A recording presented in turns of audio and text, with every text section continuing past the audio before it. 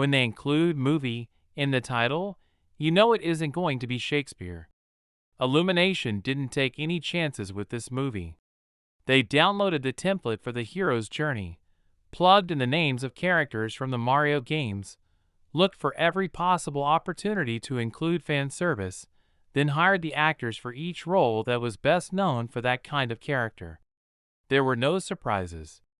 As a longtime Kung Fu Panda fan, though, I have to say that this version of Bowser is Jack Black at his best, and I now know what would be as a villain. There was very little character development. Everything worked exactly the way we expected it to. And I loved every second of it.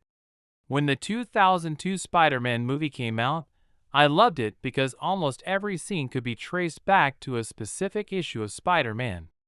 There were a few that couldn't, and I criticized them.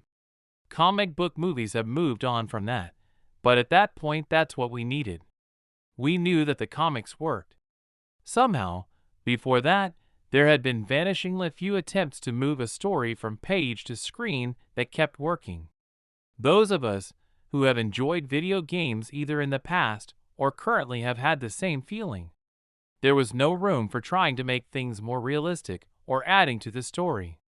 We wanted a good movie, we wanted the classic characters, and we wanted it to work. I'm glad that they didn't take chances on this movie. I would have been critical of every chance they took that didn't land. I needed the first entry into this beloved universe to be safe. Now that we've had that, I hope we can move on. I hope that the next entry in the Nintendo Cinematic Universe, or whatever they end up calling it, can take a few more chances. Start Super Mario Bros. 2 with a dream sequence. I dare you.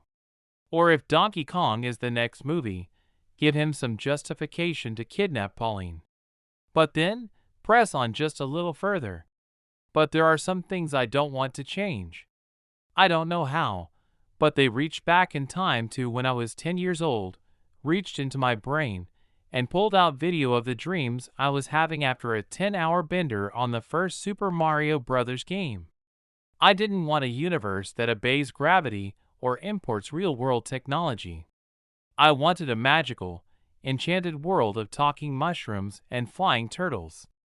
That hasn't changed. When they do Zelda, I want ancient gods and teleporting sorcerers. I know it's been a long time since I was able to make time for any games except Duolingo, but they used to be like good friends, and I want to see them treated well. On that note, I don't have time to keep up with the lore of my old games anymore. I would love to write a fan script for the next Mario movie, but I'm so far out of date that I'll get it wrong. That said, if anyone is interested in a Duolingo cinematic universe, I would be happy to help write the first entry in that.